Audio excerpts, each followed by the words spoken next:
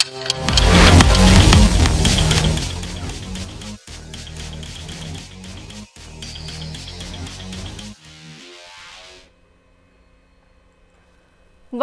சிந்தனை களம் நிகழ்ச்சிக்கு உங்களை வரவேற்கிறோம். ஒவ்வொரு வருஷமும் ஒவ்வொரு புயலினுடைய பெயர் நம்ம மனசுல பதிஞ்சு இருக்கும். அந்த புயல் ஏற்படுத்தின தாக்கம் நம்மளோட நினைவுல பதிஞ்சு இருக்கும். அந்த வகையில 2024 இந்த பெஞ்சல் புயல் ஒரு மிகப்பெரிய தாக்கத்தை ஏற்படுத்தி இருக்கு. அதிலும் குறிப்பா வட தமிழகம், வட மாவட்டங்கள்ல பாத்தீங்கன்னா ஒரு மிகப்பெரிய தாக்கத்தை ஏற்படுத்தி இருக்கு. எப்பொழுதுமே புயல் அப்படின்னா, புயல், மழை, வெள்ள பாதிப்பு அப்படின்னா அதுல முதல் இடத்துல கடலூர் இருக்கும். ஆனா இந்த முறை பாத்தீங்கன்னா அது கூடவே விழுப்புரம், விக்கிரவாண்டி, திருவண்ணாமலை இந்த மாவட்டங்களும் ஆட் ஆன் ஆயிருக்கு. ஆக இந்த பெஞ்சல் புயல், இந்த பேரிடர் பணியில தமிழக அரசு துரிதமா செயல்பட்டு இருக்காங்க. 2 நாட்கள்ல இயல்பு நிலை திரும்பி இருக்கு. இது குறித்து தான் இன்றைய சிந்தனை களம் நிகழ்ச்சியில் நாம் பேச இருக்கிறோம். இணையத்தின் வாயிலாக நம்முடைய விக்கிரவாண்டி திமுக சட்டமன்ற உறுப்பினர் திரு அன்னியூர் சிவா அவர்கள் இணைந்திருக்கிறார். அரங்கத்தில் நம்முடைய திமுகவை சார்ந்த திரு விக்கி அவர்களும், அரசியல் விமர்சகர் திரு பன்னீர் பெருமாள் அவர்களும் இணைந்திருக்கிறார். உங்கள் மூவரையும் நிகழ்ச்சிக்கு வரவேற்கிறேன். முதல்ல நான் அன்னியூர் சிவா அவர்கள் கிட்ட இருந்தே ஆரம்பிக்கிறேன். சார், முதல்ல பாத்தீங்கன்னா இந்த பாதிப்பு எந்த அளவுக்கு அந்த பகுதிகளில், அதாவது விக்கிரவாண்டி அந்த சுற்றுவட்டார பகுதிகளில் எந்த அளவுக்கு தீவிரமா இருந்துச்சு? விக்கிரவாண்டி தொகுதிகளை பொறுத்தவரையில கடந்த 30ஆம் தேதி இரவு பெய்த மழைகள் அளவு 48 சென்டிமீட்டர் அளவுக்கு விக்கிரவாண்டி தொகுதியில பதிவா இருப்பதாக விழுப்புரம் வட்டாட்சியர் அலுவலகத்தில் இருக்கிற மழைமானியில கணக்கெடுக்கப்பட்டிருக்கிறது. கடுமையான பாதிப்புகளை ஏற்படுத்தி இருக்கிற இந்த பெஞ்சான் புயல்ல உடனடியாக நம்முடைய தமிழகத்துடைய துணை முதல்வர் அண்ணன் உதயநிதி ஸ்டாலின் அவர்கள் வருகை தந்து உடனடியாக அதிகாரிகளை முடுக்கிவிட்டு பாதிக்கப்பட்ட இடங்களை பார்வை செய்துவிட்டு சென்றார். எப்பொழுதுமே தமிழகத்துடைய வரலாற்றிலே எந்த முதலமைச்சரும் மழை பெய்து கொண்டிருக்கிற பொழுது பார்வையிட்ட வரலாறு இருந்ததே கிடையாது சரித்திரத்தில். ஆனால் நம்முடைய தலைவர் அவர்கள், முதல்வர் அவர்கள் உடனடியாக பாதிக்கப்பட்ட மரக்காணம், விக்கிரவாண்டி, விழுப்புரம் மற்றும் அரங்கநல்லூர் பகுதிகளை உடனடியாக பார்வையிட்டு புயல் வேகத்தை விட இந்த மழை பாதிக்கப்பட்ட இடங்களை முதல்வர் அவர்கள் வருகை தந்தார்கள். நம்முடைய மாவட்ட நிர்வாகத்தை முடுக்கிவிட்டார்கள். தலைமைச் செயலகத்திலிருந்து கூடுதல் தலைமைச் செயலாளர், நீர்வளத்துறை செயலாளர் மணிவாசகம் அவர்களுடைய தலைமையிலும், நம்முடைய போக்குவரத்து துறை ஆணையர் திரு சிறு சார், அதே போல ஊரக வளர்ச்சித்துறையினுடைய இயக்குனர் திரு பொன்னையா ஐஏஎஸ் அவர்கள், பேரூராட்சிகளுடைய இயக்குனர் திரு கிரண் குரால் ஐஏஎஸ் அவர்கள், மாநகர போக்குவரத்தினுடைய இயக்குனர் திரு ஆல்பிஜான் ஐஏஎஸ் அவர்கள், கூடுதல் ஆட்சியர் சுருத்தன் ஜெய் ஐஏஎஸ் அவர்கள் மற்றும் துணை ஆட்சியர் போன்ற அதிகாரிகள் எல்லாம் ஒவ்வொரு தொகுதிக்கு நியமித்து புயல் பாதிக்கப்பட்ட பகுதிகளுக்கு உடனடியாக மின்சாரம் வழங்க வேண்டும் என்று இப்பொழுது 7 மணி வரையிலே விக்கிரவாண்டி சட்டமன்ற உறுப்பினர் அலுவலகத்திலே மாண்புமிகு மின்சாரத்துறை அமைச்சர் அவர்களும் மாண்புமிகு போக்குவரத்து துறை அமைச்சர்களும் இருந்து அனைத்து கிராமங்களுக்கும் மின்சாரங்கள் இப்பொழுது வழங்கப்பட்டிருக்கிறது. இதற்கு முன்னால் பக்கத்திலே இருக்கக்கூடிய நம்முடைய கடலூர் மாவட்டத்திலே புயல்கள் எல்லாம் பாதிக்கப்படுகிற பொழுது மாவட்ட ஆட்சியர் அலுவலகத்திற்கே 7-8 நாளுக்கு பின்னால் தான் மின்சார இணைப்புகள் கிடைத்தது. அதே போல கிராமங்களுக்கு மின்சாரம் கிடைக்க வேண்டும் என்றால் 10-15 நாட்கள் ஆகும். நம்முடைய தமிழகத்துடைய முதல்வர், திராவிட மாடல் அரசு நடத்துகிற நம்முடைய தமிழக முதல்வர் அவர்கள் சென்னையிலிருந்து தினமும் கண்காணித்துக் கொண்டிருக்கிறார். அந்த அடிப்படையிலே பாதிக்கப்பட்ட மக்களுக்கு உணவுகளை வழங்குவதற்கு தனியாக வண்டிகளும் அதிகாரிகளும், அதே போல மின்சார வாரியத்திலிருந்து எங்கள் தொகுதிக்கு ஈரோடு, தஞ்சாவூர்ல இருக்கிற முதன்மை பொறியாளர்கள், செயற்பொறியாளர்கள், அதே போல மின்கம்பங்கள் எல்லாவற்றையும் கொண்டு வந்து கொடுத்து விட்டு இன்றைக்கு ஒவ்வொரு கிராமமாக போக்குவரத்துறை அமைச்சரும் நானும் ஏறத்தாழ 25 ஏரிகளுக்கு மேல் உடைந்திருக்கிறது. நெடுஞ்சாலைகள், விழுப்புரம் திருவண்ணாமலை நெடுஞ்சாலை உடைப்பட்டு பேருந்துகள், கார்கள் எல்லாம் வெள்ளத்திலே மிதந்தது. அந்த இடத்தை எல்லாம் பார்வையிட்டு விட்டு, அதே போல பள்ளிகளிலே, முகாம்களிலே தங்கியிருக்கக்கூடிய நம்முடைய பழங்குடி மக்கள் மற்றும் பிற்படுத்தப்பட்ட தாழ்த்தப்பட்ட மக்களை எல்லாம் பார்த்து விட்டு அவர்கள் உணவுகளை வழங்கிவிட்டு இப்பொழுதுதான் நாங்கள் அலுவலகத்துக்கு வந்திருக்கிறோம். இந்த ஆட்சியிலே யாரும் குறை சொல்ல முடியாத அளவிற்கு, யாரையும் பிரித்து பார்க்க முடியாத அளவுக்கு மழை வந்த நாளிலிருந்து இன்று வரை நம்முடைய மாவட்டத்துடைய அமைச்சர், வனத்துறை அமைச்சர் அவர்களும், எங்கள் கட்சியினுடைய மாவட்ட செயலாளருடைய சகோதரர் அருமை சகோதரர் கௌதம சிகாமணி அவர்களும், அதை போல ஒன்றிய செயலாளர்கள், ஒன்றிய பெருந்தலைவர் ஆணையாளர்கள், வட்டாட்சியர்கள், அலுவலர்கள், அனைத்து துறை அலுவலர்களும் மிக சிறப்பாக களத்திலே பணியாற்றிக் கொண்டிருக்கிறோம். குடிநீர் வேண்டும் என்கிற இடத்திற்கு டேங்கர் மூலமாக குடிநீர் கொடுக்கப்பட்டிருக்கிறது. சாத்தனூர் அணையிலிருந்து திறக்கப்பட்ட நீரின் மொத்த கொள்ளளவும் விக்கிரவாண்டி தொகுதி வழியாக பம்பை ஆற்று வழியாக சென்ற காரணத்தினால் சாலைகள் ஆங்காங்கே துண்டிக்கப்பட்டு ஓரிரு நாட்கள் எந்த விதமான சாலை வசதியும் இல்லாத இருந்த காரணத்தினால் சில கிராமங்களுக்கு என்னால் நேராலோ அல்லது வட்டாட்சியரோ அல்லது ஒன்றிய பெருந்தலைவரை செல்ல முடியவில்லை தவிர இன்றைக்கோடு எல்லா கிராமத்திற்கும் நாங்கள் சென்று மின்சாரத்தை கொடுத்து விட்டு அவர்களுக்கு குடி தண்ணீரை ஏற்பாடு செய்து விட்டு தான் வந்திருக்கிறோம். அதே போல இன்றைக்கு மாலை 5 மணி அளவிலே கூடுதல் தலைமைச் செயலாளர் திரு மணிவாசகம் ஐஏஎஸ் அவர்கள் நம்முடைய விக்கிரவாண்டி சட்டமன்ற தொகுதி அலுவலகத்திற்கு வந்து அங்கே இருக்கக்கூடிய ஊரக வளர்ச்சித்துறை இயக்குனர், பேரூராட்சிகள் இயக்குனர் மற்றும் இருக்கிற அதிகாரிகளை எல்லாம் வைத்து இந்த தொகுதியிலே என்னென்ன பாதிப்புகள் ஏற்பட்டிருக்கிறது, என்னென்ன அடிப்படை வசதிகள் செய்ய வேண்டும், எவ்வளவு விவசாய நிலங்கள் பாதிக்கப்பட்டிருக்கிறது, எந்தெந்த ஏரிகள் பாதிக்கப்பட்டிருக்கிறது என்று நம்முடைய மாண்புமிகு மின்சாரத்துறை அமைச்சர் அவர்களிடத்திலும் மாண்புமிகு போக்குவரத்துறை அமைச்சரிடத்திலும் என்னிடத்திலும் கலந்து பேசி அதிகாரிகளுக்கு உத்தரவிட்டு உடனடியாக அந்த உடைப்புகளை சரி செய்யுங்கள், இதற்கு உண்டான மதிப்பீடுகளை தயார் செய்யுங்கள் என்று அந்த இடத்திலே உத்தரவு பிறப்பித்திருக்கிறார்கள். அதே போல மாண்புமிகு தமிழக முதல்வர் அவர்களும் பாதிக்கப்பட்ட மக்களுக்கு உடனடியாக நிவாரண உதவிகளை வழங்கியிருக்கிறார்கள். ஆங்காங்கே இருக்கக்கூடிய உள்ளாட்சி பிரதிநிதிகள் அந்த விளைநிலைகள் பாதிக்கப்பட்டது, கால்நிலைகள் பாதிக்கப்பட்டது போன்ற கணக்குகளை எடுத்து வருகிறார்கள். நாளை தினம் விக்கிரவாண்டி தொகுதியில் 6 பேர் மழையின் காரணமாக இறந்து விட்டார்கள். அவர்களுக்கு காலை 10 மணிக்கு மாண்புமிகு தமிழகத்தினுடைய முதல்வர் அவர்களால் அறிவிக்கப்பட்ட அரசு உதவித்தொகை மாண்புமிகு வனத்துறை அமைச்சர் அவர்கள் வழங்க இருக்கிறார்கள். நாங்கள் ஓய்வே இன்றி எந்த விதமான எதிர்பார்ப்புமின்றி நம்முடைய திராவிட மாடல் அரசு மக்களுக்கான அரசு என்பதை களத்தில் நிரூபிக்க வேண்டும் என்று எந்த எதிர்பார்ப்பும் இல்லாமல் நாங்கள் உழைத்துக் கொண்டிருக்கிறோம். அப்படித்தான் நம்முடைய தமிழக முதல்வர் அவர்கள் எங்களுக்கு பணித்திருக்கிறார்கள். அதிகாரிகளும் அப்படித்தான் எங்களோடு ஓடி வருகிறார்கள். நாங்கள் இன்னும் வேகமாக இந்த நிரந்தர தீர்வுக்குண்டான வேலைகளை செய்வோம் என்பதை இந்த நேரத்திலே உங்களுக்கு தெரிவித்துக் கொள்கிறேன். சார், அதே மாதிரி குறிப்பா விக்கிரவாண்டி அப்படின்னு வரும்பொழுது நம்ம வந்து போக்குவரத்தை பத்தி பேசியே ஆகணும். ஏன்னா வட மாவட்டங்கள்ல இருந்து தலைநகர் நோக்கி வரக்கூடிய அந்த பிரதான சாலை அப்படிங்கிறது விக்கிரவாண்டி அந்த சைடை வந்து கனெக்ட் பண்ணுது. ஆக இந்த போக்குவரத்து இவ்வளவு சீக்கிரம் சரி பண்ண முடிஞ்சது, அது எப்படி? அதாவதுங்க, மேல சாத்தனூர் அணைக்கு மேல வந்து 50 சென்டிமீட்டர் வந்து ஊத்தங்கரையில மழை பெய்யுதுங்க. அந்த மழையுடைய மொத்த கொள்ளளவும் செம்பெண்ணை ஆத்து வழியா தாங்க வரணும். அது சாத்தனூர்ல பெஞ்சாலும், தருமபுரியில பெஞ்சாலும், கிருஷ்ணகிரியில பெஞ்சாலும் தென்பெண்ணை ஆத்துல தாங்க. அந்த தென்பெண்ணையினுடைய வடிகால் வந்து விழுப்புரம் மாவட்டத்தின் வழியாக விக்கிரவாண்டியிலிருந்து 35வது கிலோமீட்டர் இருக்கிற பாண்டிச்சேரி வழியாக வங்காள விரிகுடா போகும். இப்பொழுது 1,20,10,000 கன அடி தண்ணீர் பொதுப்பணி நீர்வளத்துறையின் சார்பில் அறிவிப்பு அறிவிக்கப்பட்டு வெள்ள அபாயம் அறிவிக்கப்பட்டு தண்ணீர் திறந்த போது மழை 50 சென்டிமீட்டர் வந்து ஊத்தங்கரை தர்மபுரியில பெஞ்சதுடைய விளைவு அதிகப்படியான வெள்ளம் எங்க தொகுதியில வந்தது. அதனால சாலை துண்டிப்பு ஏற்பட்டு விட்டது. அந்த சாலைகளுடைய துண்டிப்பு ஏற்பட்டதுக்கு பிறகு விக்கிரவாண்டிக்கு கிழக்கே இருக்கிற பாண்டிச்சேரிக்கு தேவையான அளவுக்கு எந்தெந்த வாய்க்கால்கள் மூலமாக ஏற்படுத்த முடியுமோ அதெல்லாம் நீரை வடிகட்டுகிற பணி அதிகாரிகளோடு செய்தோம். அதற்கு பிறகு நம்முடைய அரசூர் என்று விழுப்புரத்தை கடந்து இருக்கக்கூடிய தென்பெண்ணை ஆற்றுக்கு அந்த பக்கம் இருக்கிற மலட்டாறுல சாலை துண்டாகப்பட்டது. அதையும் நம்முடைய அதிகாரிகள் மிக வேகமாக மாவட்ட ஆட்சித்தலைவர் அங்கேயே ஒரு நாள் இருந்து அந்த சாலை வசதியை ஏற்பாடு செய்தார்.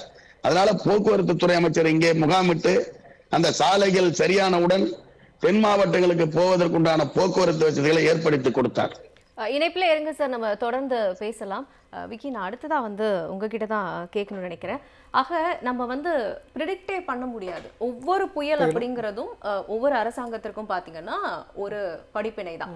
இப்போ நம்ம வந்து சவுத்ல மழை பெய்யும் பொழுது தூத்துக்குடி அந்த அளவுக்கு பாதிக்கப்படுங்கிறது நம்ம யாருக்குமே வந்து தெரியாது.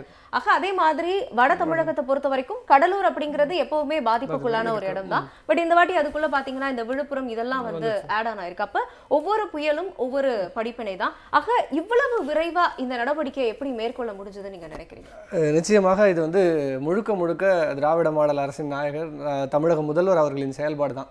ஏன்னா பல பேர் என்னென்னமோ விமர்சனங்களை பண்ணலாம் இந்த புயல் குறித்து என்னென்னமோ விமர்சனங்கள் இந்த அரசின் மீது எதிர்க்கட்சிகள் குற்றச்சாட்டு வைக்கலாம். சில புரோக்கள் வந்து பணிபுரியில் அழைத்து நலத்திட்ட உதவிகளை செய்கிறேன் என்கிற பெயரில் சில நாடகங்களை நடத்தலாம்.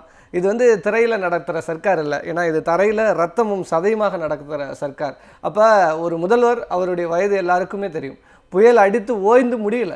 ஏன்னா பெஞ்சல் புயல் வந்து பார்த்தீங்கன்னா கரையை கடக்க எவ்வளோ தாமதம் ஆச்சுன்னு எல்லாருக்கும் தெரியும். நகரவே இல்லை, 6 மணி நேரம் ஒரே இடத்துல ஸ்டேபிளாக இருந்தது. அப்போ நீங்கள் வந்து கரையை தொட்டு கரையிலேருந்து நகர்ற முழுதெல்லாம் பார்த்தீங்கன்னா நகரவே இல்லை, அப்படியே நின்றுச்சு. அப்போ மாலையில் கடந்துரும்னாங்க, இரவு கடந்துரும்னாங்க, மறுநாள் காலைனாங்க. ஆனால் அப்படியே அந்த டிலே ஆக ஆக மழையின் அளவு அதிகரிச்சுக்கிட்டே இருந்தது. ஸோ இதற்கு முன்னாடி நம்ம கஜா புயல் பார்த்துருக்குறோம். எவ்வளோ தூரம் வட மாவட்டத்தில் வந்து நீங்கள் அந்த இப்போ கடலூர்லாம் பாதிக்கப்பட்டது என்னது எல்லாருக்கும் தெரியும், புதுக்கோட்டையெல்லாம். அப்போ இந்த புயலுங்கிறது மழை அதிக அளவு ஒரே இடத்துல நிலையிட்டு நின்னதுனால வந்து மழையின் அளவு வந்து அதிகமாக இருந்தது. ஸோ அதனால தான் அண்ணன் நன்னீர் சிவா அவர்கள் சொன்னது போல் அந்த தென்பெண்ணை ஆற்றிலிருந்து வருகிற அந்த கொள்ளளவு வந்து தண்ணியின் கொள்ளளவு அதிகமாக இருந்ததுனால தான் இந்த சாலை துண்டிப்புலாம். ஆனால் முதல்வர் மழை பெய்ந்து கொண்டு இருக்கிறது அடுத்த நிமிடம் அங்கே வந்துட்டார். அப்போ களத்தில் வந்து நின்று அரசு அதிகாரிகளை முடுக்கி விடுவது வந்து ஒரு தலைமையகத்திலே உட்கார்ந்துக்கிட்டு பண்ணியிருக்கலாம். இதற்கு முன்னாடி இருந்த முதலமைச்சர்லாம் என்ன பண்ணியிருப்பாங்க தெரியும். சில பேர் பாதிப்பெல்லாம் முடிஞ்ச பிறகு ஹெலிகாப்டரில் வந்த கதையெல்லாம் இருக்குது. அப்போ நான் கேட்டால் விவசாயிகளின் நண்பன்னு கழுத்தில் ஒரு பச்சை துண்டை போட்டுட்டு போய் ஒரு 2 அடி தண்ணி நிற்கிற இடத்துல போய் வயலில் இறங்கி பார்த்துட்டு நான் வந்து இதெல்லாம் ஆளுங்கட்சி சரியாக இல்லை அப்படின்னு இன்னைக்கு பேசுகிற நபர்கள்லாம் அன்றைக்கி ஹெலிகாப்டரில் சுற்றுறாங்க.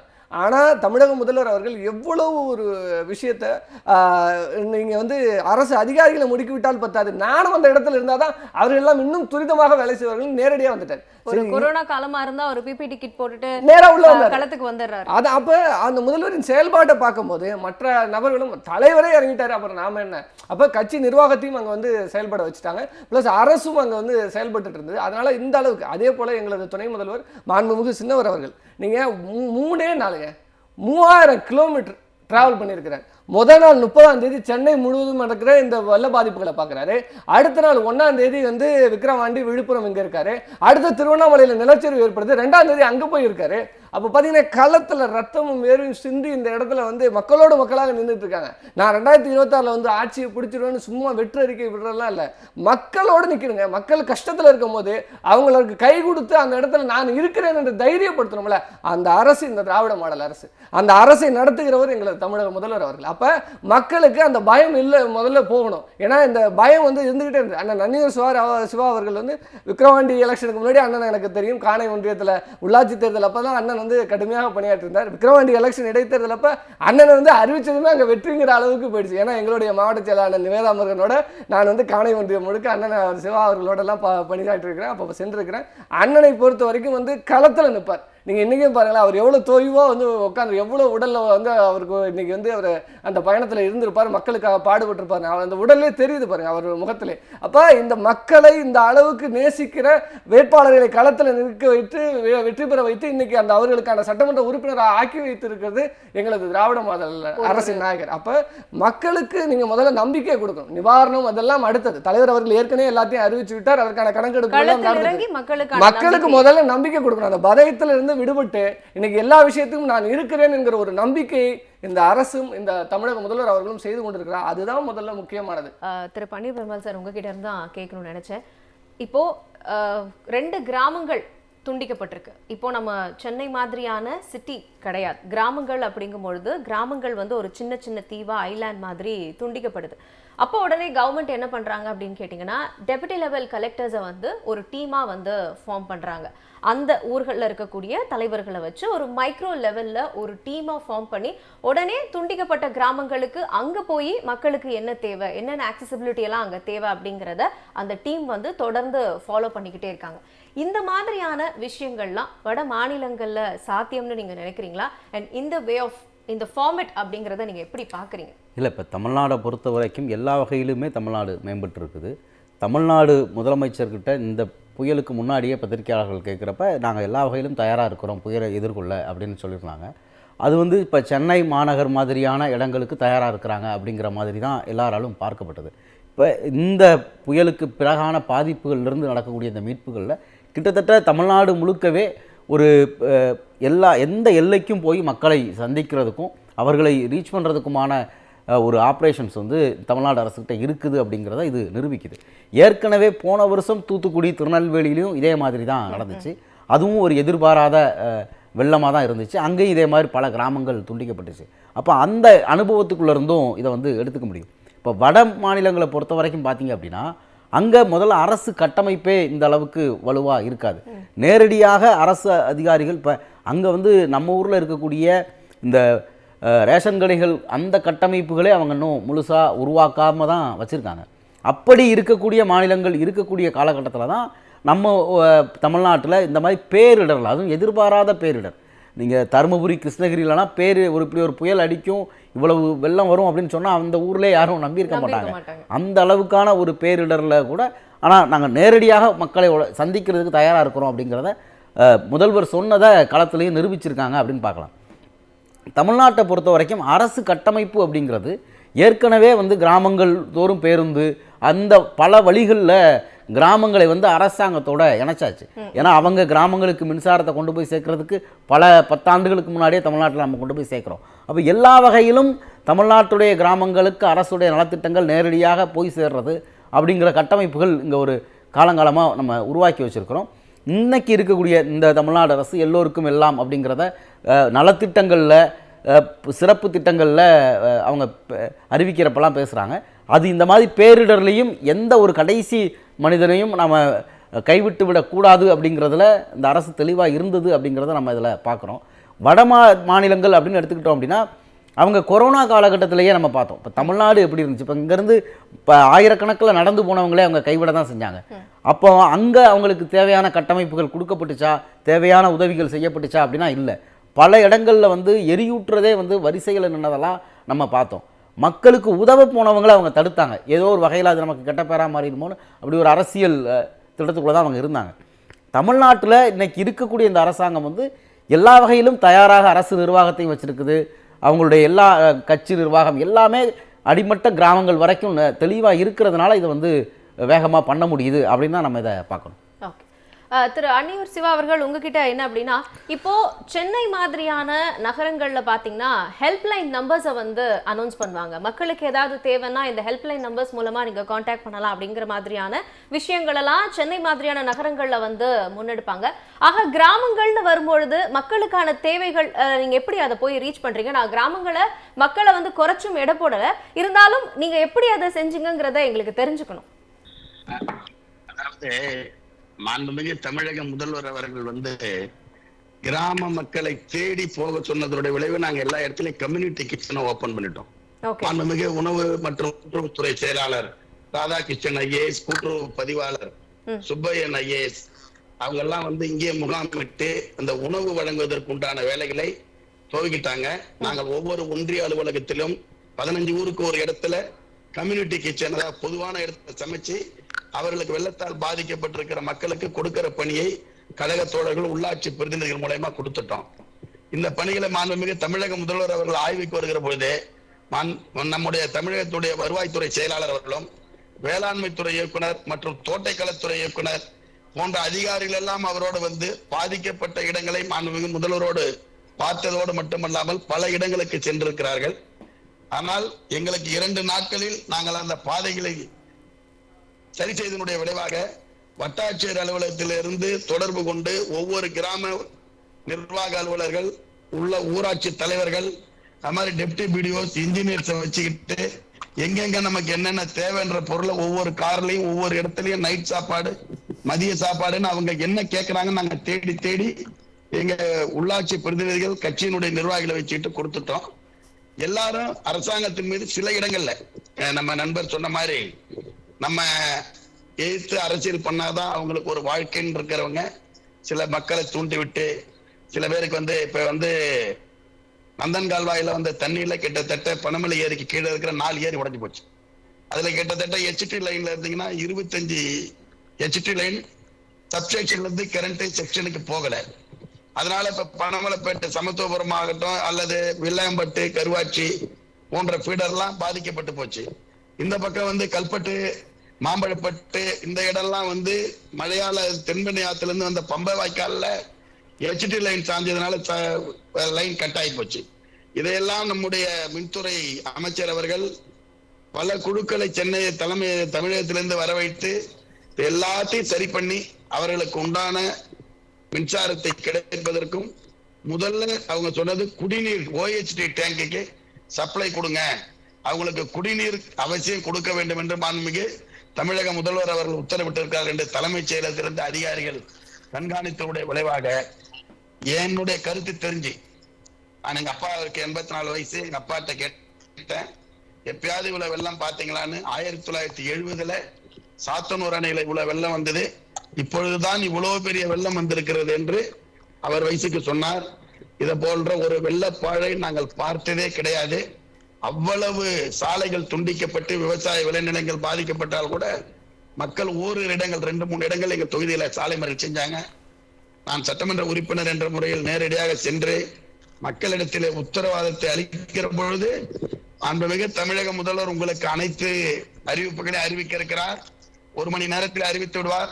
பாதிக்கப்பட்ட இடிந்த வீடுகளுக்கு வீடுகள் கட்டித்தரப்படும், கால்நடைகளுக்கு பயிர்களுக்கு நிவாரணம் அறிவிக்க போகிறார் என்றவுடன் திராவிட மாடல் முதல்வர் மீது வைத்திருக்கிற நம்பிக்கையின் அடிப்படையில் 10-15 நிமிடங்களிலே மக்கள் எங்கள் கோரிக்கை ஏற்று வழிவிட்டார்கள். இன்றைக்கு கூட ஒரு இடத்திலே சாலை மறியல் செய்கிற பொழுது அதைத்தான் முதல்வர் சொல்லியிருக்கிறார், உங்களுக்கு செய்தி தருகிற நிச்சயமாக நம்மளை நம்புகிறார்கள், நம்புகிற அளவுக்கு மக்கள் பணியை நாங்கள் ஆற்றிக் கொண்டிருக்கிறோம். நிறைவா ஒரு கேள்வி, மக்களினுடைய பிரதான தேவை அந்த நேரங்கள்ல என்னவா இருந்துச்சு? உணவை தாண்டி அவங்களோட தங்குமிடம்,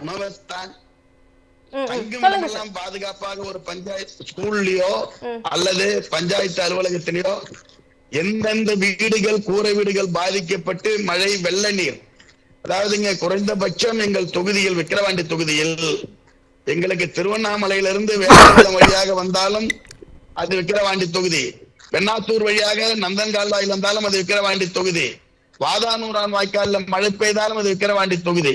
குறைந்தபட்சம் 10 to 12 அடி தண்ணீர் புகுந்து விட்டது. எந்தெந்த வீடுகள் கூரை வீடுகள் பாதிக்கப்பட்டதோ அதை உள்ளாட்சி பிரதிநிதிகள் மூலம் கண்டறிந்து அவர்களை ஊராட்சி அலுவலகத்திலோ அல்லது பள்ளிக்கூடத்திலே அவர்களை தங்க வைத்து அவர்களுக்கு தேவையான உணவுகள் கொடுத்து இப்பொழுது தண்ணீர் எல்லாம் முழுமையாக வெளியேற்றப்பட்டதற்கு பின்னால் அவர்கள் சில பேர் அவருடைய இல்லத்துக்கு சென்று விட்டார்கள். அவர்களுக்கு இன்று இரவுக்கு கூட அனைத்து பேருக்கும் நம்முடைய விக்கிரவாண்டி தொகுதியாக இருந்தாலும் சரி அல்லது திருக்கோயிலூர் தொகுதியாக இருந்தாலும் சரி, அது விழுப்புரம் தொகுதியாக இருந்தாலும் சரி, எல்லா இடங்களுக்கும் நம்முடைய சட்டமன்ற உறுப்பினர்கள் அதே போல மயிலம் தொகுதியில் இருக்கக்கூடிய திமுகவுடைய நிர்வாகிகள் எல்லோரும் சென்று உணவுகளை கொடுத்து கொண்டிருக்கிறோம், தண்ணீரை ஏற்பாடு செய்து கொண்டிருக்கிறோம். இப்பொழுது 100% 7 மணி அளவிலே விக்கிரவாண்டி தொகுதியிலே மின்சார வசதி அனைத்து கிராமங்களுக்கும் கொடுக்கப்பட்டு விட்டது. அதே போல அனைத்து ரேஷன் கடைகளையும் திறக்க வேண்டும் என்று மாண்புமிகு தமிழக முதல்வர் அவர்கள் ஆணையிட்டதுடைய விளைவாக கூட்டுறவு துறையினுடைய செயலாளர் ராதாகிருஷ்ணன் IAS அவர்களும் கூட்டுறவு பதிவாளர் IAS அவர்களும் மாவட்டத்தின் அனைத்து இடங்களுக்கும் நேரடியாக சென்று பாதிக்காத வெள்ளத்தால் பாதிக்காத நியாய விலைக் கடைகளை திறக்க சொல்லியும், மின்சாரம் இல்லாத நியாய விலைக் கடையாக இருந்தாலும் கைரேகை வைக்க வேண்டாம், அவர்களுக்கு உணவுப் பொருட்களை வழங்குங்கள் என்று உத்தரவிட்டதன் அடிப்படையிலும் பொது விநியோக திட்டத்திலே அனைத்து பொருட்களையும் இப்பொழுது வழங்கிக் கொண்டிருக்கிறார்கள். அவர்களுக்கு மக்கள் இப்பொழுது நேற்றைய விட இன்றைய தினத்தில் மிக திருப்தியாக இருக்கிறார்கள். காரணம், மாண்புமிகு முதல்வர் அவர்கள் அறிவித்த அறிவிப்பு 1, மின்சாரம் கிடைத்தது 2. நீங்கள் தமிழக வரலாற்றிலேயே வெள்ளம் பாதிக்கப்பட்ட இடத்தில் இவ்வளவு சீக்கிரமாக மின்சாரம் கொடுத்த ஒரே மாவட்டம் விழுப்புரம் மாவட்டமாகத்தான் இருக்கும். இணையத்தின் வாயிலாக உங்களுடைய கருத்துக்களை பகிர்ந்து கொண்டமைக்கு மிக்க நன்றி சார். தொடர்ந்து நிறைய குற்றச்சாட்டுகளும் புகார்களும் முன்வைக்கப்படுது. இந்த நிவாரணம் பத்தல அப்படிங்கிற மாதிரியான புகார்கள் தொடர்ந்து எதிர்கட்சிகள் கிட்ட இருந்து வந்துகிட்டே இருக்கு. இதை பத்தின உங்களுடைய கருத்து நீங்க எப்படி பாருங்க? விமர்சனங்களை யார் வைக்கிறான்னு முதல்ல பாருங்களேன். மக்களோடயே நிக்கல, மக்களுக்காக எந்த விஷயங்களுமே செய்யல, ஆனால் விமர்சனங்களை மட்டும் வாரி இறைக்கிற ஒரு கூட்டம் தொடர்ந்து தமிழ்நாட்டில் இருந்துகிட்டு தான் இருக்குது. இது நம்ம இப்போ மட்டும் புதுசாக பார்க்கல. இன்னொரு விஷயம், இன்னைக்கு இந்திய அளவில் மேலாண்மைக்காக, அதாவது இந்த மாதிரி பேரிடர் மேலாண்மைக்காக வழங்கப்பட்ட நிதியில் தமிழ்நாட்டுக்கு என்ன வழங்கியிருக்காங்கன்னா 0. தொடர்ந்து 10 ஆண்டுகளுக்கு மேலாக தமிழ்நாட்டை ஓர வஞ்சனையோடு இந்த மோடி அரசு நடத்தி கொண்டிருக்கிறது. அதையெல்லாம் தாண்டி இந்த தாயுள்ளத்தோடு தமிழக முதல்வர் அவர்கள் இந்த தமிழ்நாட்டு மக்களுக்காக என்னென்ன விஷயங்களை செய்ய வேண்டுமோ அனுதினமும் தேடி தேடி செஞ்சு கொண்டிருக்கிறார். அதில் இந்த மாதிரி இடையில பேரிடர்கள் வேற நமக்கு வந்து சந்திக்குது. இப்போ இன்னைக்கு கூட பார்த்தீங்கன்னா மாற்றுத்திறனாளிகளுக்கு விடுதி, நீங்கள் அதுலேயும் குறிப்பாக பார்வை திறனற்ற நபர்களுக்கான விடுதி, அந்த விடுதியில் பார்த்தீங்கன்னா அவ்வளோ ஃபெசிலிட்டி, சும்மா ஒரு சாதாரண விடுதின்னு சொல்ல முடியாது. ஏன்னா நீங்கள் வந்து பார்வை திறனற்றவர்கள்னா அவர்களுக்கு எப்படி இருக்கணும்னு நீங்கள் அவங்க நடந்து போகிற அந்த ஃபுட்பாத்லேருந்து அவங்க ஸ்டெப்ஸ் எப்படி பயன்படுத்துவாங்க லாக்கர்ஸ் வரைக்கும், அதே மாதிரி அவங்க ரெஸ்ட் ரூம் போகணும்னா அதுக்கு என்னென்ன இதெல்லாம் இருக்கணும், அத்தனை விஷயங்களும் அந்த விடுதியில் இருக்குது. அப்போ இதெல்லாம் மற்ற மாநிலத்திலாம் வாய்ப்பே இல்லை. எனக்கு தெரிஞ்சு நான் சொல்கிறேன், இந்தியாவில் நான் பார்த்ததில்லை, ஆனால் இந்தியாவில் இதெல்லாம் இல்லை, எந்த மாநிலத்திலும் இல்லை நான் அடித்து சொல்லுவேன். ஏன்னா அவ்வளவு ஒரு நவீனத்தோடு அந்த விடுதி வந்து அவங்களுக்கு வந்து கட்டமைத்து கொடுத்து இன்னைக்கு திறந்து வைத்திருக்கிறார் தமிழக முதல்வர் அவர்கள். அப்போ அவருடைய சிந்தனை எவ்வளவு தூரம் இருக்கு பாருங்களேன். இதற்கு முன்னாடி இருந்த தமிழக முதல்வர்கள் பலரையும் பார்த்துட்டோம் இதே போல. ஏன்னா முத்தமிழஞ்சு டாக்டர் கலைஞர் அவர்கள் இருக்கும்போது இந்த மாதிரியான விஷயங்கள்லாம் நடக்கும். அவர்களை ஊனமுற்றவர்கள்னு சொல்லும் போது மாற்றுத்திறனாளி என்றார். அப்ப அவர்களுக்கான ஒரு அடையாளத்தை வந்து கொடுத்தவர் முத்தமிழ் கலைஞர். அதே போலத்தான் இப்ப இன்னைக்கு அவர்களை வாழ்வில் மேம்பட வைப்பதற்காக இந்த விடுதிகள், ஏன்னா பல்வேறு விஷயங்களை முதல்வர் அவர்கள் செய்கிறார்கள். இடையில இந்த பேரிடர்களும் வந்து விடுது. ஸோ அப்போ நம்ம ஒரு மாநில நிதியை வைத்து எவ்வளவு தூரம் சமாளித்து கொண்டிருக்கோம். நம்ம ஏற்கனவே மெட்ரோவுக்கு கேட்டோம், கொடுத்தாங்களா? மாநில நிதியிலிருந்து ஆரம்பித்தோம். அதற்கப்புறம் எவ்வளோ தூரங்கள் பேசிய பிறகு ஏதோ கிள்ளி போடுவதை போல ஒரு தொகையை வந்து கொடுக்குறாங்க. அப்போ தொடர்ந்து ஒரு ஓர வஞ்சனையோடு ஒன்றிய அரசு நம்ம வழிநடத்துது. ஏன்னா இங்கே இருக்கிற அரசு தான், அவங்க இந்தியாவில் எந்த மாநில கட்சியும் கண்டும் மோடிக்கும் பயம் இல்லை, மோடிக்கு வந்து பாஜகவுக்கும் பயமே கிடையாது. ஆனால் தமிழகத்தில் இருக்கிற திராவிட முன்னேற்ற கழக அரசையும் தமிழக முதல்வர் அவர்களையும் சின்னவர் அவர்களையும் கண்டாலே பயம். அதனால தொடர்ந்து இந்த தமிழ்நாட்டுக்கு ஓர வஞ்சனையோடு தமிழ்நாட்டை தொடர்ந்து வஞ்சிக்கிறாங்க. அப்படி இருந்த போதிலும் இப்போ விமர்சனங்கள் வந்துகிட்டு இருக்கு. ஆனால் இந்த விமர்சனங்கள்லாம் மக்களிடத்துல இருக்கா அப்படின்னு பார்த்தா மக்களிடத்துல இல்லை. நான் நேற்று மயிலாடுதுறையிலேருந்து இன்னைக்கு காலைல தான் கிளம்பி வந்தேன். என்னுடைய மாவட்டத்திலேருந்து சாலைகள் அத்தனையுமே சீரமைக்கப்பட்டிருக்கு. எந்த இடத்துலையும் சிறிய இடங்களில் வந்து சாலையை கடந்து தண்ணி வந்து ரொம்ப வேகமாக போயிட்டு இருந்ததெல்லாம் இப்போ கட்டாயி சிறிய அளவில் தான் இருக்குது. நானும் என்னோட காரில் தான் வந்தேன். கிராஸ் பண்ண போகும்போது மக்களும் டூ வீலர்லாம் போனாங்க. ரெண்டு பக்கமும் போலீஸ் நின்று அவங்கள கேட் பண்ணி நீங்கள் ஒரு ஒன் பை ஒன்னாக போங்கன்னு சொல்லி கைட் பண்ணி எல்லாம் அனுப்பிட்டு இருக்காங்க. ஸோ அந்த அளவுக்கு சாலை போக்குவரத்து சரளமாயிட்டு. ஆனால் அந்நியூர் சிவா அவர்கள் சொன்னது போல மின்துறை அமைச்சர் அண்ணன் செந்தில் பாலாஜி அவர்கள் நேரடியாக களத்தில் வந்து நின்றார். என்னுடைய மாவட்டம் மயிலாடுதுறை மாவட்டம் பக்கத்தில் இருக்க திருவாரூர் மற்றும் இந்த மாவட்டங்களிலிருந்து இருக்கிற மின்துறை சார்ந்த உதவி பொறியாளர்களிலிருந்து வேலை செய்கிற அத்தனை நபர்களும் அந்த விழுப்புரம் மாவட்டத்திற்கும் விக்கிரவாண்டியிலும் சென்று வேலை செஞ்சாங்க. உடனடியாக இன்னைக்கு அண்ணன் சொல்றாரு, எல்லா மாவட்டம் முழுக்க எல்லா இடத்துலையும் பவர் சப்ளை கொடுத்துட்டோம். முதல்ல விஷயம் அதுதான். அப்போ அதற்கு அடுத்தது அவர்களை தங்க வைக்கிற விடுதிகள். இப்போ நீங்கள் வந்து உடனே வந்து ஒரு வெள்ளமோ மழையோ வந்துன்னா உடனே ஸ்கூலில் பக்கத்தில் இருக்கிற ஸ்கூலுக்கு தான் மக்கள் எல்லாம் உடனே அப்புறப்படுத்தி கொண்டு வருவாங்க. ஸோ அங்கே அவர்களுக்கு உணவு வழங்கப்படும். அதுதான் அண்ணன் சொன்னார், உள்ளாட்சி பிரதிநிதிகள் மூலமாக ஊராட்சி மன்ற உறுப்பினர்கள், அதே மாதிரி சேர்மன்கள், அதே மாதிரி கட்சி நிர்வாகிகளும் சென்று அங்கே நேரடியாக அந்த விஷயங்கள் எல்லாம் செஞ்சுருக்காங்க. அப்போ ஒரு அரசு செயல்பட்டு மட்டும் இருந்தால் பார்த்தாது, கட்சியும் இறங்கி செயல்படணும் தலைவர் அவர்கள் ஆணையிட்டார். திராவிட முன்னேற்ற கழகத்தின் அனைத்து நபர்களும் பொறுப்பில் உள்ளவர்களும் இறங்கி வேலை செய்தார்கள். தகவல் தொழில்நுட்ப அணியின் சார்பாக எங்களது மாநில செயலாளர் அண்ணன் டிஆர்பி ராஜா அவர்கள் அதற்கான சிறப்பு எண்ணை வந்து அறிவித்தார். நீங்கள் நேரடியாக தொடர்பு கொண்டு வார் ரூம் டைரக்டாக வந்து ஒரு ரூம் வந்து அறிவிச்சு நீங்கள் நேரடியாக எந்த குறையினாலும் நீங்கள் வந்து உடனடியாக உதவி அணுகலாம் அப்படின்னு ஒரு நம்பர் கொடுத்தார். அப்போ இந்த விஷயங்கள் எல்லாம் பார்த்து சென்னையை மட்டும் ஃபோக்கஸ் பண்ணலை. எல்லாரும் என்ன சொன்னாங்க, விமர்சனம் பண்ணுறவங்களாம் எப்போ சென்னையே பேசிகிட்டு இருக்காங்க, இங்கே வந்து மற்ற மாவட்டங்களில் பாதிப்பு இருக்குது, அதெல்லாம் பார்க்கல அப்படின்னு. இதற்கு முன்னாடியே நான் சொல்கிறேன், இந்த வெள்ளம் இவ்வளோ தூரம் சரிவானதுக்கு காரணம் என்ன தெரியுமா? தலைவர் அவர்கள் 6 மாதத்துக்கு முன்னாடி A channel, B channel, C channel வாய்க்கால்லாம் வெட்டி தூர்வாரியாச்சுங்க. இவங்க இப்போ சொல்லி சும்மா விமர்சனம் பண்ணிட்டு போயிட்டு இருக்கலாம். இந்த வாய்க்கால்கள் எல்லாம் வெட்டாமல் இருந்ததுன்னா இன்னைக்கு இந்த பேரிடர் இன்னும் பெரிய விஷயமா இருக்கும். ஏன்னா கிளை நதிகள் மூலம் இந்த வாய்க்கால்கள் எல்லாம் இந்த நதியிலிருந்து பிரிஞ்சு அங்கங்கே போய் கலக்க வேண்டிய இடத்துல வந்து குளம் குட்டைகள் எல்லாம் நிரம்பிட்டு, அப்போ இந்த வாய்க்கால்கள் C சேனல், A சேனல்லாம் மெயினாக வந்து 6 மாதத்துக்கு முன்னாடி எல்லா மாவட்டத்திலையும் டெண்டர் விட்டு அதெல்லாம் வெட்டி முடிச்சாச்சு. இப்போ அந்த மாதிரியான விஷயங்கள்லாம் செய்து முடித்ததுனால தான் இந்த ஒரு பாதிப்பு வந்து ரொம்பவே குறைஞ்சிருக்கு. அப்போ விமர்சனங்களை பேசுகிற நபர்களுக்கு மக்கள் ஒருபோதும் அவர்கள் பக்கம் நிற்க போகிறதில்ல. ஏன்னா களத்தில் வந்து நிற்கணும். விமர்சனம் மட்டும் பேசிட்டு போயிடக்கூடாது. ஒரு 2 பக்கம் அறிக்கை கொடுத்து இந்த அரசை விமர்சிக்கிற நபர்கள் எங்கே உட்காந்துருக்காங்க? ஒர்க் ஃப்ரம் ஹோம் மாதிரி ஐடியில் தான் ஒர்க் ஃப்ரம் ஹோம் பார்த்துருக்கேன். இப்போ நிவாரண நிதியிலையும் ஒர்க் ஃப்ரம் ஆஃபீஸ்னு ஒன்று வச்சுக்கலாம் உங்களுக்கு, ஒர்க் ஃப்ரம் பொலிட்டிக்கல் ஆஃபீஸ் அப்படின்னு ஒன்று வச்சுக்கலாம் உங்களுக்கு. அந்த மாதிரிலாம் இப்போ மாறிட்டாங்க. ஏன்னா இப்போ எதிர்கட்சி தலைவர் இதே திராவிட முன்னேற்ற கழகத்தின் எங்களது தலைவர் அவர்கள் எதிர்கட்சியாக இருந்தபோது அப்பொழுதும் நேரடியாக வந்து இறங்கி காலத்தில் வேலை செஞ்சாங்க. கொரோனா காலகட்டத்திலேருந்து திராவிட முன்னேற்ற கழகத்தை சார்ந்த அனைத்து நபர்களும் இறங்கி வேலை செய்யுங்கன்னு சொன்னாங்க. அன்னைக்கு ஆட்சியிலே இல்லை திராவிட முன்னேற்ற கழகம், ஆனால் அத்தனை தொண்டர்களும் இறங்கி மக்களுக்காக அனைத்து விஷயங்களும் செய்து கொடுத்துட்டு இருந்தாங்க. தலைவர் அவர்களும் களத்தில் நின்றார். ஆட்சிக்கு வந்து சொன்னார் நிவாரண உதவி கொடுக்க வேண்டும், 5000 ரூபாய் கொடுக்க வேண்டும். எடப்பாடி வாய் திறந்தாரா? வாயே திறக்கல. ஆனால் வந்ததுமே அதை செய்து முடித்தவர் எங்களது தலைவர் தமிழக முதல்வர் அவர்கள். அப்படி சொன்னதை மட்டுமல்ல, சொல்லாத பல விஷயங்களும் இந்த மக்களுக்காக செயல் திட்டம் தீட்டி அதை செய்து முடித்தவர் எங்களது திராவிட மாடல் நாயகர் அவர்கள். அப்ப அவரை வந்து குறை சொல்றதுக்கு எவனுக்குமே தகுதி இல்லை. நான் அதான் சொல்றேன், நீங்க வந்து அந்த குறை சொல்றவர்கள் களத்துக்கு வா, முதல்ல நீ வந்துட்டு பேசலாம். அதனால இவர்கள் பேசுகிறதெல்லாம் மக்களிடத்தில் எடுபட போல. மக்கள் எங்கள் தலைவர் பக்கம் நிற்கிறார்கள். வருகிற 2026 திராவிட முன்னேற்ற கழகம் தான் ஆட்சிக்கு வரப்போகுது. எங்கள் தலைவர் அவர்கள் கட்டளையிட்டு விட்டார் 200 தொகுதின்னு. நிச்சயம் அவர் இன்னைக்கு அவர் செய்கிற விஷயங்களே மக்கள் நிச்சயமாக 200 அல்ல 200க்கும் மேற்பட்ட தொகுதிகளில் திராவிட முன்னேற்ற கழக உறுப்பினர்களை வெற்றி பெற செய்வார்கள். அண்ணன் அன்னியூர் சிவா எப்படி விக்கிரவாண்டி தேர்தலில் மிக அதிக வாக்குகளில் வெற்றி பெற்றாரோ அதே போல அனைத்து இடங்களும் நடக்கும். ஏன்னா இன்னைக்கு அன்னியூர் சிவா அவர்களின் உழைப்பு அப்படிங்கறத நம்ம பார்த்தோம். அவர் நேரடியாக அந்த மாதிரி ஒரு சட்டமன்ற உறுப்பினர்களோட அந்த மாதிரி எல்லா சட்டமன்ற உறுப்பினர்களும் களத்துல நின்று பணியாற்றிட்டு வந்துட்டு இருக்காங்க. அப்படி இருக்கும் போது மக்களிடத்திலிருந்து யாரும் அப்புறப்பட்டு நிற்கல. ஒரு சில இடங்கள்ல இவர்கள் தூண்டி விடுதலின் பேர்ல சில விஷயங்கள் நடந்திருக்கு. அதையும் வந்து இன்னைக்கு நமக்கு வந்து தெரிஞ்சுக்கிட்டோம் எதனால நடந்தது அப்படிங்கிறது. ஸோ அதெல்லாம் வந்து நம்ம வந்து பார்த்துட்டு இருக்கோம். மக்கள் நம்ம பக்கம் இருக்கும்போது இந்த விமர்சனங்கள் எல்லாம் ஒரு தூசி தான். திரு பன்னீர் பெருமாள் அவர்கள், என்ன விஷயம் அப்படின்னா, இப்போ தொடர்ந்து மாநிலங்களுக்கான இந்த நிவாரண பேரிடர் அந்த நிதி வந்து தொடர்ந்து மறுக்கப்பட்டுக்கிட்டே இருக்கு. அதுவும் அது பாஜக ஆளாத மாநிலங்களா இருந்துக்கும் பட்சத்துல அதை வந்து கண்டுக்கிறதே கிடையாது. இதை நீங்க எப்படி பார்க்குறீங்க? இல்லை, இப்போ தமிழ்நாட்டுக்கு கொடுக்க வேண்டிய பேரிடர் நிவாரண நிதியவே அந்த ஃபர்ஸ்ட் இன்ஸ்டால்மெண்ட் தமிழ்நாட்டுக்கு இன்னும் இந்த டிசம்பர் ஃபர்ஸ்ட் வீக் வரைக்கும் அவங்க கொடுக்கல. ஒரு பேரிடர் நடந்து அதை சீரமைக்கிறதுக்காக கேட்குற நிதி வேறு. நீங்கள் வந்து டிஃபால்ட்டாக நீங்கள் ஒவ்வொரு மாநிலத்துக்கும் ஒரு நிதி ஒதுக்கி வச்சுருக்கிறீங்க. அந்த நிதியை நீங்கள் வந்து கொடுக்கணும். அதுவே தமிழ்நாட்டுக்கு இன்னும் கொடுக்காததுக்கு. அப்போ தமிழ்நாடு வந்து ஏற்கனவே இப்போ கடந்த சில ஒவ்வொரு ஆண்டுகளும் இந்த மாதிரி புயல்களை சந்திச்சுக்கிட்டு இருக்கிறத நம்ம பார்க்குறோம். அப்படிப்பட்ட ஒரு மாநிலத்துக்கு ஒன்றிய அரசாங்கத்துடைய அந்த பேரிடர் நிவாரண நிதியை கூட இது வரைக்கும் அவங்க கொடுக்கல. அது ஒன்று. ஏற்கனவே வயநாடு குறித்தான இதே கேள்விகள் இருக்குது.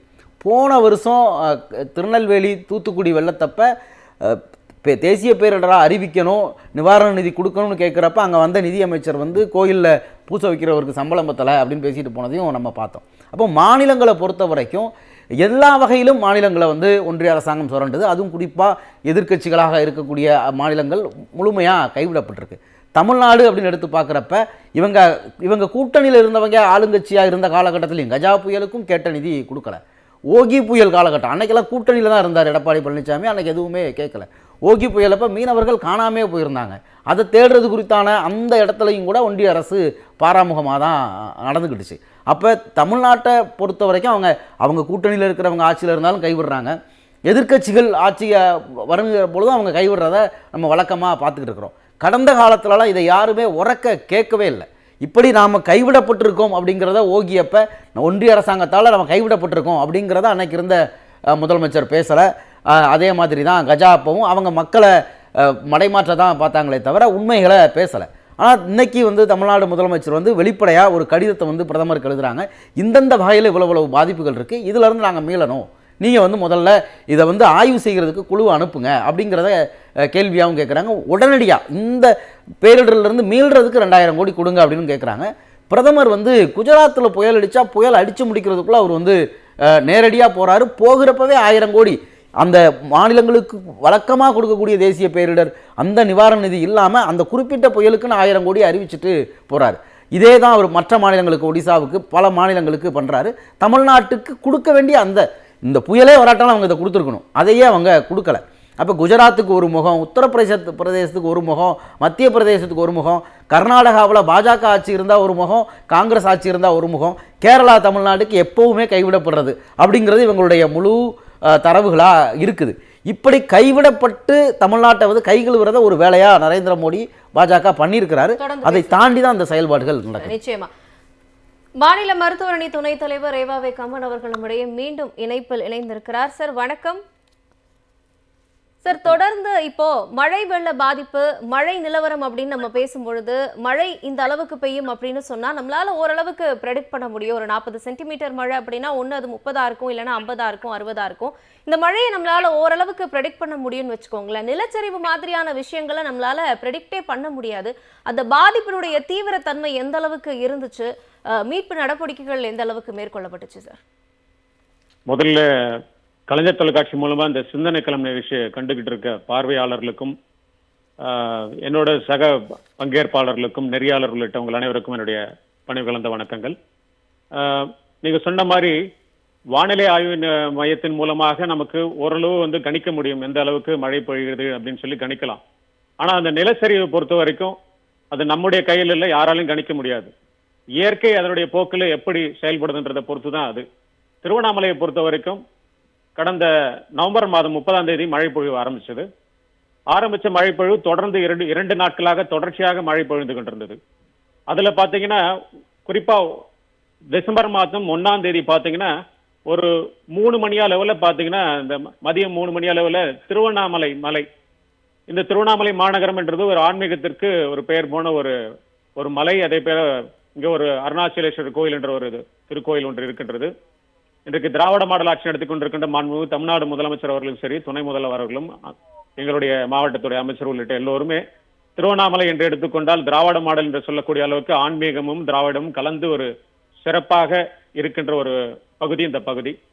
அந்த அடிப்படையில் இந்த அண்ணாமலையார் மலை அப்படின்னு, ஏன்னா இந்த மலையை அண்ணாமலையாருடைய ஒரு உருவமாக பாவித்து இங்கே வருகின்ற லட்சக்கணக்கான பக்தர்கள் வந்து கொண்டிருக்கிறார்கள். வருடம் பாத்தீங்கன்னா இப்பொழுது மாதம் பௌர்ணமிக்கே வந்து கொண்டிருக்கிறார்கள். அந்த அளவுல இன்னும் கொஞ்ச நாட்கள்ல கார்த்திகை தீபமும் வர இருக்கு. சோ அந்த நெருக்கடியும் இருக்கும். கார்த்திகை தீபமும் வருகின்ற டிசம்பர் மாதம் 13ஆம் தேதி கார்த்திகை தீபம் மலை மீது ஒரு தீபம் ஏற்றக்கூடிய ஒரு சூழ்நிலை வருடம் நடைபெற்றுக் கொண்டிருக்கின்றது.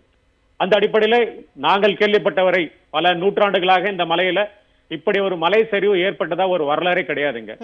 எங்களுடைய முன்னோர்கள் எல்லாம் எங்களுக்கு தெரிஞ்சு ஒரு 60-70 வயது ஒத்தவுடையவர்கள் எல்லோரும் அதற்கு முன்னோடி இருந்தவர்கள்லாம் கேட்கும்பொழுது ஒரு மலை சரிவு எந்த காலத்திலும் ஏற்பட்டதல்ல. இந்த மலையை பொறுத்த வரைக்கும் குறிப்பா இது கல்லும் மணலும் மண்ணும் கலந்திருக்கின்ற ஒரு மலை தான். எப்பொழுதும் இல்லாதவருக்கு திரு அன்னியூர் சிவா பேசும்போது சொன்னார், இந்த பகுதியில மாண்புமிகு பொதுப்பணித்துறை அமைச்சர் அவர்கிட்ட நாங்க கேட்கும் பொழுது 1965 அவர் பள்ளி மாணவனாக இருந்த காலத்துல தான் இது போன்ற ஒரு மழை இந்த பகுதியில பெய்திருக்கு. அந்த காலகட்டத்தில் கூட பாத்தீங்கன்னா இந்த மலையில எப்பொழுதுமே சரிவு ஏற்பட்டது கிடையாது. ஆனா முதல் முறையாக டிசம்பர் மாதம் 1ஆம் தேதி பாத்தீங்கன்னா ஒரு மலை சரிவு ஏற்பட்டது. மலை சரிவு ஏற்பட்டு மண் சரிவு ஏற்பட்டு மலையிலிருந்து பாறைகள்லாம் உருண்டு ஒரு துயரமான ஒரு சம்பவம் நடைபெற்றது. அந்த கட்டத்துல பாத்தீங்கன்னா நான் அங்க இருந்த சூழ்நிலை எப்படி என்று கேட்டால், கேரளா மாநிலத்திலே வைக்கம் என்கின்ற ஒரு பகுதி இருக்கின்றது.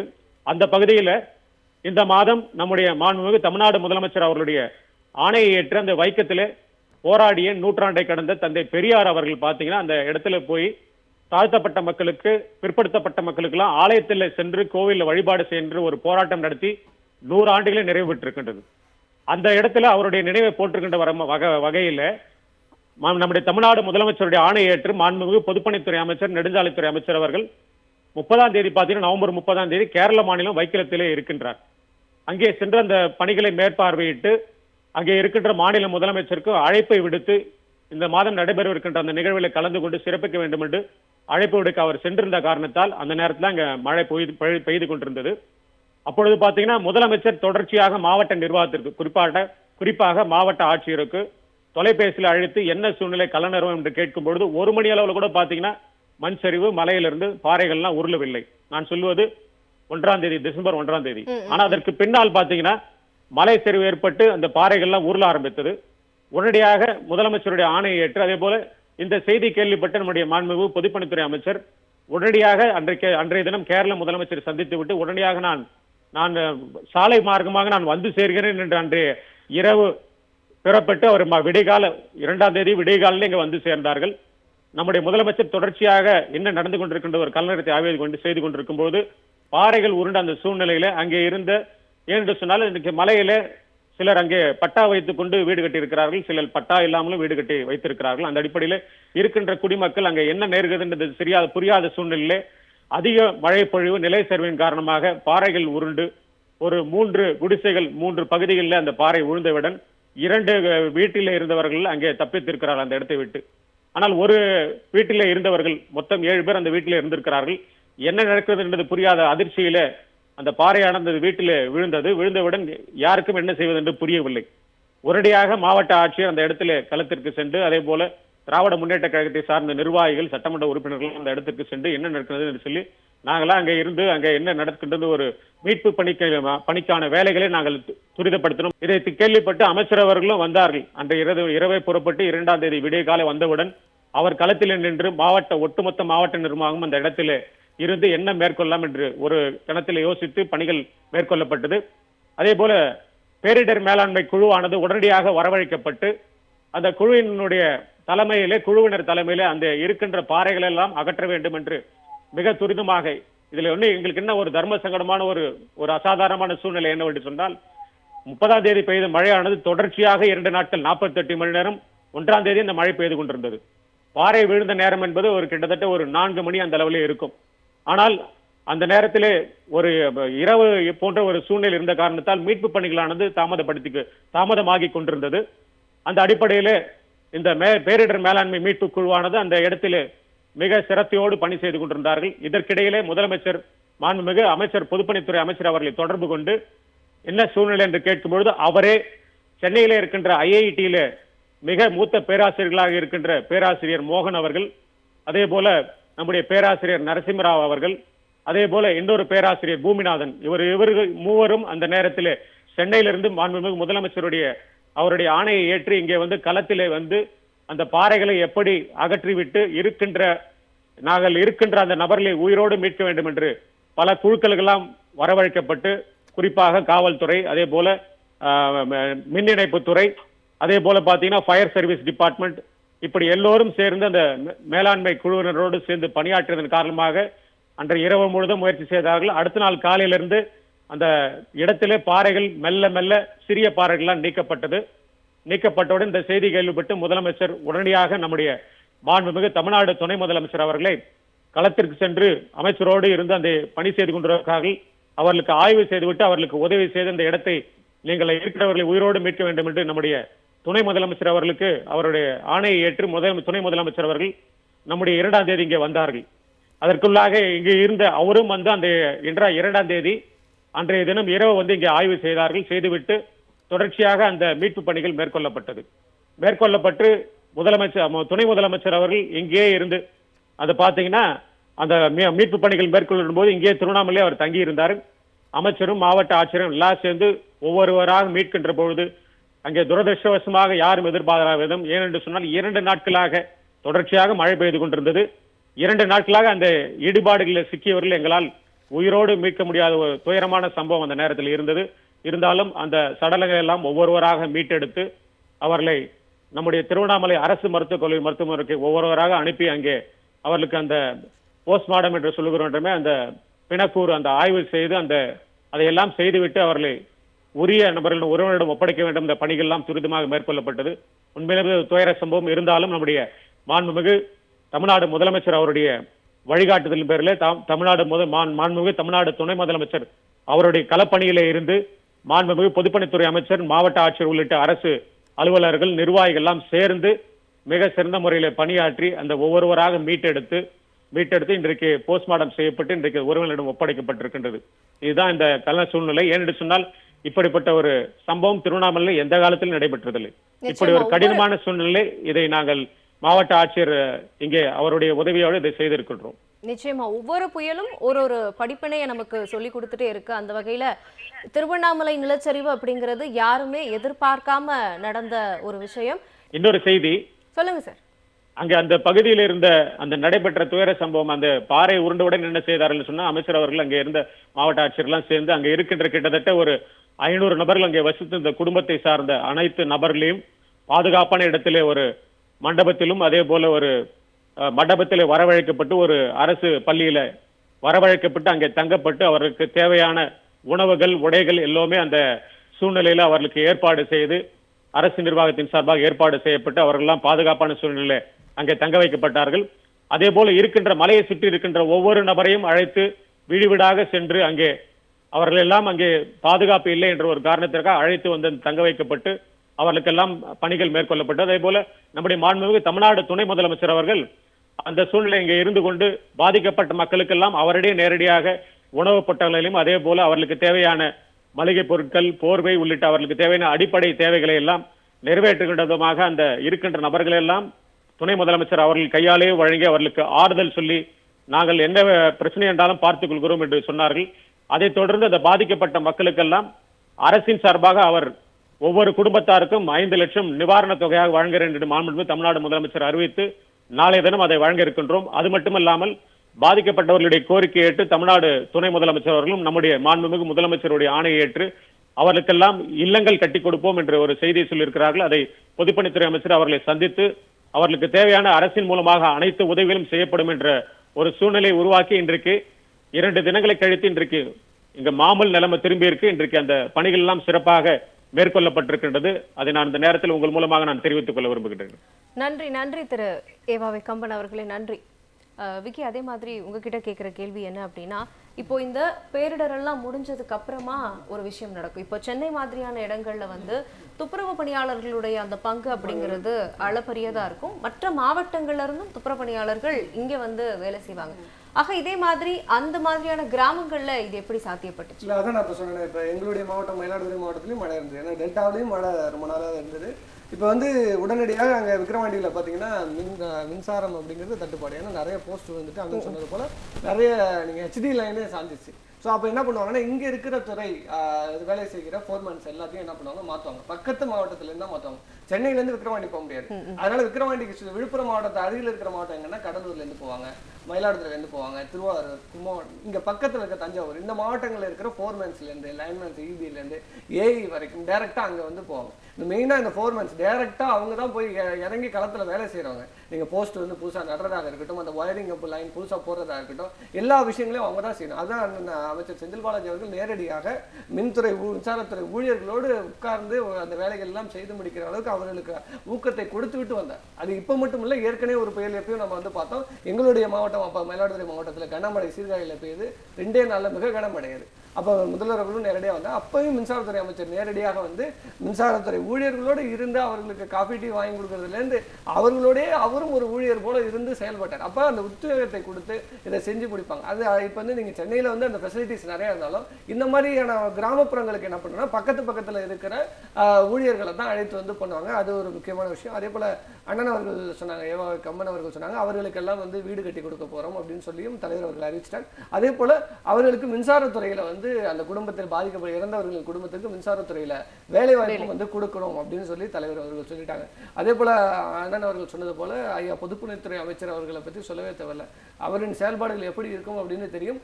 திருவண்ணாமலை மாவட்டத்தை பொறுத்த வரைக்கும் எந்த ஒரு விஷயமாக இருந்தாலும் சரி, ஐயா பொதுப்பணித்துறை அமைச்சர் அவர்கள் அதை வந்து சிறப்பாக செய்து முடிப்பார். அன்னைக்கு அவர் அண்ணன் சொன்னது போல மறுநாள் அங்கே இருந்தாலும் மறுதினமே அது தரைமார்க்கமாகவே வந்து அந்த விஷயங்கள் எல்லாம் செய்து கொடுத்தார். ஏன்னா அது வந்து ஒரு துக்ககரமான விஷயம் தான். ஏன்னா இது நமக்கு மட்டும் ஏற்படலை. ஏன்னா திருப்பதியிலும் அது நடந்திருக்கு, திருப்பதி மலையிலும் நடந்திருக்கு, ஏற்காட்டிலும் ஒரு சில இடங்கள்ல நிலச்சரிவு அப்படிங்கிறது ஏற்பட்டிருக்கு. ஏன்னா இந்த வெஞ்சல் வந்து நிறைய இடங்கள்ல ரொம்ப நேரமா நகராம இருந்ததுனால, மழைப்பதிவு அதிகமாக இருந்ததுனால மழையில் இருக்கிற அந்த அந்த தன்மை வந்து இருகத்தன்மை தானே, அதுல வந்து சில விஷயங்கள் நடக்கதான் செய்யும். ஓகே திரு பன்னீர் பெருமாள், அதே மாதிரி 2 நாட்கள்ல இந்த இயல்பு நிலை அப்படிங்கிறது திரும்பி இருக்கு. இதோட இந்த வேலை வந்து முடிஞ்சிருச்சா அப்படின்னு கேட்டீங்கன்னா கிடையாது. அதுக்கப்புறம் ஒரு மாஸ் கிளீனிங் வந்து அந்த இடங்கள்ல எல்லாம் நடக்கும். நிறைய இடங்கள்ல மருத்துவ முகாம்கள் நடக்கும். இது எல்லாமே உடனே எல்லாத்தையும் நடத்தி முடிக்கிறாங்க. இது எப்படி பாசிபிள்னு நீங்க பாக்குறீங்க? சுருக்கமா உங்களுடைய அரசு வந்து ஏற்கனவே தயாரா இருந்திருக்கு அப்படிங்கிறது நமக்கு தெரியுது. இப்போ கடந்த காலத்துல சென்னையில் வெள்ளம் வந்ததா இருக்கட்டும், கஜாவா இருக்கட்டும், கடலூரா இருக்கட்டும், அப்பெல்லாம் சமூக வலைதளங்கள்ல நிறைய உதவி கோரிக்கைகள், நிறைய தன்னார்வ குழுக்கள் செயல்படுறதெல்லாம் பார்ப்போம். ஆனால் இந்த போன முறை தூத்துக்குடி தாண்டி இப்போ இந்த முறை நடந்த இந்த புயல் வெள்ளத்தையும் பார்த்தீங்க அப்படின்னா முழுக்க அரசு நிர்வாகத்தாலேயே இது வந்து நம்ம சென்னை அப்படிங்கும் போது NGOs ஈஸியா நம்மளால ஃபார்ம் பண்ண முடியுது. பட் அங்க கிராமங்கள் அப்படிங்கும் போது அங்க கொஞ்சம் இல்ல. இப்ப அவங்க சட்டமன்ற உறுப்பினர் சொல்றப்பே சொன்னாங்க, நாங்க கம்யூனிட்டி கிச்சன் அமைச்சு நாங்களே கிராமங்களுக்கு எல்லாமே சாப்பாடு கொண்டு போயிட்டோம் அப்படின்னு சொன்னாங்க. அப்போ அரசு நிர்வாகமே அங்க வந்து எல்லாவற்றையும் செய்வதற்கான வேலை திட்டத்துக்குள்ள அவங்க இருந்திருக்காங்க, திட்டமிடலும் இருந்திருக்கு. அதனால தான் ஒவ்வொரு கட்டமாக கடந்து போகும். இப்போ முதல்வர் கொடுத்த அந்த கடிதத்திலேயே வந்து இத்தனை குளங்கள் உடைஞ்சிருக்குது, இத்தனை சாலைகள் உடைஞ்சிருக்குதுன்னு எல்லாமே தெளிவாக சொல்லி கேட்குறாங்க. அப்போ அரசாங்கம் அப்படிங்கிறது இருக்கிற கட்டமைப்பை சரியாக பயன்படுத்தினா எந்த பேரிடரையும் நம்ம விரைவாக கடந்துட முடியும் அப்படிங்கிறதுக்கான ஒரு எடுத்துக்காட்டாகவே இதில் செயல்பட்டிருக்காங்க அப்படின்னு நம்ம எடுத்துக்கலாம். நிச்சயம். அரங்கத்திற்கு வந்து நீங்கள் இருவரும் உங்களுடைய கருத்துக்களை பகிர்ந்து கொண்டமைக்கு மிக்க நன்றி. நேயர்களே, இத்துடன் சிந்தனை களம் நிகழ்ச்சி நிறைவு பெறுகிறது. மீண்டும் ஒரு நிகழ்ச்சியில் சந்திக்கலாம். நன்றி, வணக்கம்.